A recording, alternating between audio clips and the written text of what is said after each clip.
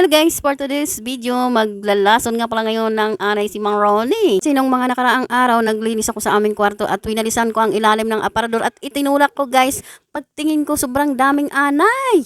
Kaya yun, nasabi ko kay Mang Ronnie na sobrang daming anay na, pati doon sa may Quezon may nakita akong gumagapang na anay. Kaya ito, buti na lang marunong maglason si Mang Ronnie ng anay. At sakto naman habang nagpapahinga sila dito sa bahay, dumating tong in-order namin ng pang-spray ng anay. In-order lang namin yan sa TikTok. Ang pagkakalam ko dyan is nasa 1.6 mahigit. Dahil yung binigay ko sa kanyang 1.7, magkano na lang ang natira. Sabi ko nga sa kanya, siguraduhin mo lang maganda at makakalaso ng anay. Para namang sulit yung binigay ko sa kanyang 1.6, guys. Yun yung panglaso ng anay, guys, is sobrang tapang. Abay, pati ako, kahit sobrang tapang ko, dinaig pa ako sa sobrang tapang ng panglaso ng anay. Sabi ko nga kay Mang Ronnie, akala ko ako lang yung matapang dito, tinapatan mo pala ako ng matapang. So yan na nga, sabi ko kay Mang Ronnie, pati halaman ko, diligan niya or esprehan niya. Dahil nga sabi niya sa akin, pwede raw yung panghalaman para daw hindi lalapitan ng mga uod-uod or mga insekto. Sabi ko nga sa kanya, kung pwedeng pang spray nga, edi esprehan niya. Kaya lang sabi ko sa kanya, siguraduhin mo, huwag mamamatay ang mga halaman ko. Dahil mahal na mahal ko pa yan kaysa kanya. Joke lang naman. Sabi ko nga dyan kay Mang Ronnie, pwede bang mainom yan at kulay gatas? So sabi niya sa akin, buksan ko raw yung pintuan sa likod. Sa bandang kusina naman siyang maglalaso ng anay. Dahil nga kahapon, nung nagsasaing din ako, pagbukas ko dito sa aming bigas, inaanay na rin guys. Buti na lang sa ilalim lang ng sako. Uunahan pa ako magsaing ng anay. So may iba na nga tayo guys. Ito pala, itong CR namin na hindi pa ginagamit dahil nga kulang pa sa budget guys. Kaya ito, nakatenga muna dito. Sabi ko nga dyan kay Mang Ronnie, try ko nga kung kasya ako dyan sa CR namin. Actually guys, nabilihan ko na yan ng malaking bowl. Sabi ko nga kay Mang Ronnie, puruhan niya ng maigi. Baka kasi mamaya pag nilagay namin yung bowl ko dyan, is kainin ng anay. Sabi naman dyan ni Ate Julie, baka raw nakatago dyan si Buloy. So may iba na nga tayo. So ayan na nga, ini-sprayhan na nga ni Mang Ronnie. Pati itong pintuan na ikakabit namin dyan, ini-sprayhan niya rin. Baka mamaya puno na rin ng anay.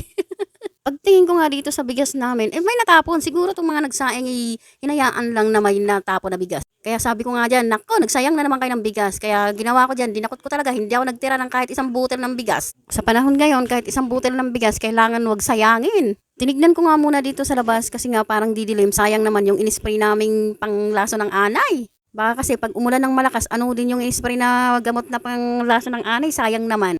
Pagkatapos nga lagyan ng panlaso ng anay dyan ni Mang Ronnie, sus, nilinis ko na dahil ang daming bakas-bakas talaga guys. Buti sana kung bakas ng kahapon eh. Bakas ng lupa. Dahil nga itong nakatagong CR namin ay hindi pa napo-flooring. Dahil sabi ni Mang Ronnie, sabay-sabay na yung flooring at ilalagay na yung bowl namin. Akto naman guys, may kumikinang-kinang. Ito pala yung sing-sing kong hinahanap na napakatagal na panahon na. Nagtago lang pala dito. Isasanla ko sana yan. Nagtago pala dyan. So ayan na, nahuli ko na siya. Kaya isasanla ko na yan bukas nang mapagawa ko tong CR ko. So dahil tapos na isprehan to ni Mang Ronnie, ibabalik ko na itong lagay namin ng plato. Kaya lang napakabigat. Kaya lang hindi siya uubra sa akin. Ako pa ba?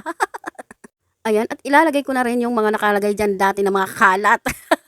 Hindi, joke lang. At pagtingin ko nga dito sa ibaba ng likod ng rep, nandito pa pala yung tinumba namin kahapon na soft drinks. Mailabas na nga rin to at maisuuli sa tindahan nang makuha yung deposito. Pandagdag din yung pampagawa ng CR. Pagkatapos kong itulak-tulak yung lagay ng plato, bigla naman dumating to si Lucky, titingin-tingin. Oh, sabi kong gano'n, huli ka na, wala ka nang maitutulong, lumabas ka na lang doon. Sinara ko na itong pintuan namin dito sa likod, kaya lang bigla may narinig na bata. Yung pala yung inaanak ko, sabi ko nga, oh, mamamasko ka na, ang aga-aga pa. Joke ko lang naman sa kanya yon.